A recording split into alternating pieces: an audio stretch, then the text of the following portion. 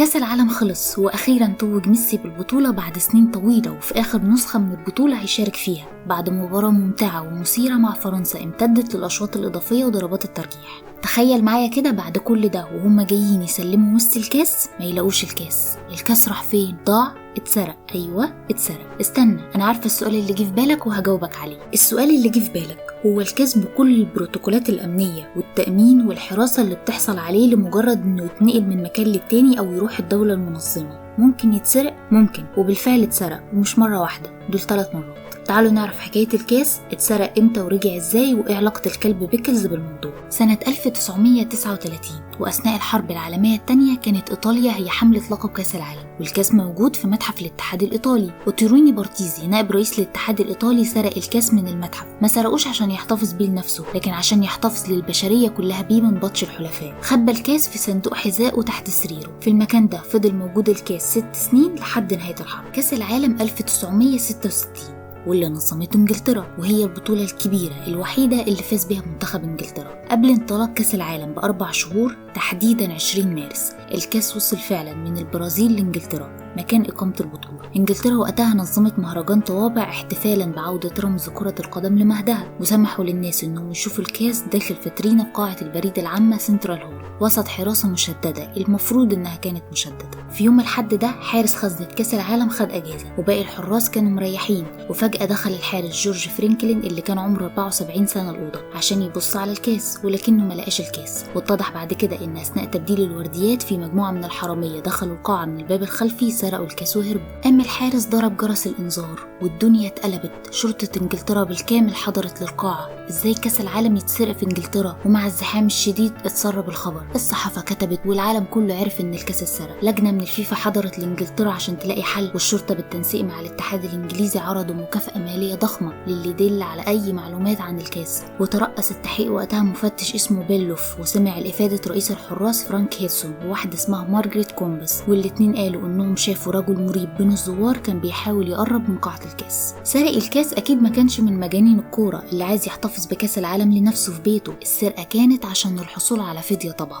وبالفعل جت مكالمة تليفونية غريبة لجو ميرز رئيس الاتحاد الانجليزي ورئيس تشيلسي، فيها واحد بيقول له بكرة في ملعب تشيلسي هتلاقي رسالة تعرفك فين الكاس. تاني يوم لقوا طرد في قطعة صغيرة من الكاس وجنبها رسالة مكتوب فيها الكاس بالنسبة لي ملوش لازمة، معاكم اليوم الخميس ادوني 15,000 استرليني والكاس هتبقى عندكم يوم السبت، ولو الميعاد خلص هسيح الكاس واعمله سبايك دهب. انجلترا ما عندهاش حل تاني غير انها تقابله، وزي الافلام بالظبط الشرطة دبرت المقابلة بين السارق وبين رئيس الاتحاد الانجليزي عشان التسليم والتسلم في استاد ستانفورد بريدج، وقبضوا على السارق لكن من غير الكاس. اسبوع من التحقيق مع السارق ومش راضي يكشف عن مكان الكاس. في الوقت ده الاتحاد الانجليزي حاول يدور على حل لو ما لقاش الكاس. دينيس فولس سكرتير الاتحاد الانجليزي راح لصانع التحف جورج بيرد وطلب منه يصنع نسخة طبق الاصل من الكاس ومن نفس نوع ذهب الكاس الاصلي. كانت الفكرة انه لو ما لقيناش الكاس لحد ميعاد البطولة نطلع النسخة دي ونقول اننا لقيناها. هنا كانت الصدفة وبس هي اللي انقذت انجلترا من احراج تاريخي. دافي كوربت راجل عادي جدا خارج من البيت في نوورد جنوب لندن مع كلبه بيكلز عشان يعمل مكالمة هاتفية، وهو ماشي لقى حركات بيكلز غريبة قوي.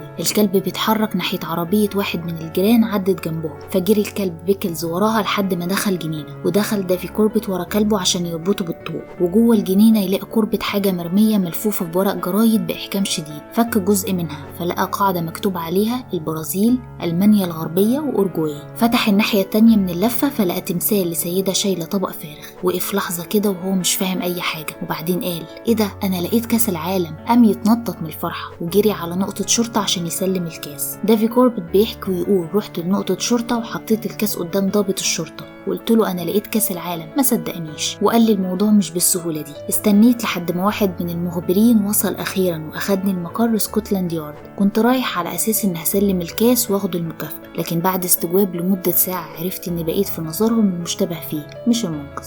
ساعات من الاستجواب مع 20 ضابط لحد ما اقتنعوا ببراءتي وقرروا الإفراج عني. وقتها بس ادوني المكافأة المالية 5000 جنيه استرليني من شركات التأمين على الكاس ورعاة البطولة. وبمجرد إعلان الشرطة عن إيجاد الكاس لقيت جنينة البيت مليانة صحفيين من كل العالم. بيكلز بعدها بقى أشهر واحد في إنجلترا، وحصل على ميدالية شرفية من رابطة الدفاع الوطني عن الكلاب في بريطانيا، وخد جايزة كلب العام الإيطالي، وشارك في برامج كتير وصورته ملت الجرايد والمجلات. ده حتى شارك في بطولة فيلم اسمه الجاسوس الذي أتى من البرد، لدرجة إن دخل بيكلز اليومي من الإعلانات وصل ل 100 جنيه استرليني وقتها. اتلعبت البطولة وحصلت إنجلترا على اللقب للمرة الأولى والوحيدة في تاريخهم، وفي الاحتفالات كان طبيعي يتم دعوة كوربت وكلبه بيكلز اللي لولاهم ما كانش الكاس اللي رفعوه هيكون موجود أساسا. وبالفعل حضر مع نجوم المنتخب الإنجليزي في عشاء الاحتفال بالفوز بالكاس. بوبي مور قائد المنتخب خرج في شرفة القصر الملكي، مسك الكاس في إيد وبيكلز في الإيد التانية عشان ترد الجماهير بهتافات مدوية للفريق، وبيكلز اللي لقى الكاس وأنقذ إنجلترا من الإحراج. لكن هيفضل السؤال، مين اللي سرق الكاس؟ تحقيقات الشرطة في النهاية وصلت للسارق، واتضح ان اسمه هو ادوارد بيتشلي، وطلع جندي سابق في الجيش، وكان عنده وقتها 46 سنة، وخدم خلال الحرب العالمية الثانية في مصر وإيطاليا قبل تسويحه بتهم مختلفة في يناير 1946. خلال التحقيق معاه في مركز شرطة ترونستر اتضح انه مجرد وسيط خد 500 جنيه استرليني مقابل سرقة الكاس، وان الراجل اللي ورا العملية اسمه بول، لكن لحد دلوقتي محدش يعرف مين بول ولا حد وصل له، واتقفلت القضية على كده. لكن للأسف القصص الجميلة لا تدوم طويلا. بفلوس المكافأة اشترى كوربت بيت جديد يعيش فيه مع كلبه. كوربت عاش فعلا، لكن بيكلز مات في حادث مأساوي. بيكلز كلب تاريخي طبعا، لكن في النهاية هيفضل برضه كلب. حرب الكلاب والقطط هتستمر للأبد. في مرة من المرات شاف بيكلز قطة بتجري قصاد البيت، حاول يجري وراها بسرعة في الوقت اللي كان الطوق مربوط فيه حوالين رقبته عشان يموت بيكلز ويدفن في حديقة المنزل تحت يافطة مكتوب عليها بيكلز من وجد كأس العالم 1966. لو تفتكروا قلنا ان انجلترا كانت بدأت فعلا تنحت نسخة جديدة من الكاس عشان لو ملقوش النسخة المسروقة، والنسخة المقلدة دي اتباعت في مزايا سنة 1997 وموجودة حاليا في أحد متاحف مانشستر. بيكلز احتفظ بالكاس للعالم فترة طويلة، لكن سنة 1983 كانت نهاية نسخة جول ريمي من كاس العالم، واللي اتكتب ليها تكون في البرازيل اللي احتفظت بالكاس مدى الحياة. الكاس اتسرق مجددا من متحف الاتحاد البرازيلي، وأثناء محاكمة اللصوص اعترفوا انهم أذابوا الكاس وباعوا الذهب في السوق السوداء عشان يختفي الكاس للأبد. الاتحاد الدولي نحت نسخة جديدة من الكاس وأهداها للبرازيل. بس هي دي حكاية سرقة كاس العالم. ما تنساش اللايك والشير وتشترك في القناة عشان تشوف حكايتنا اللي جاية.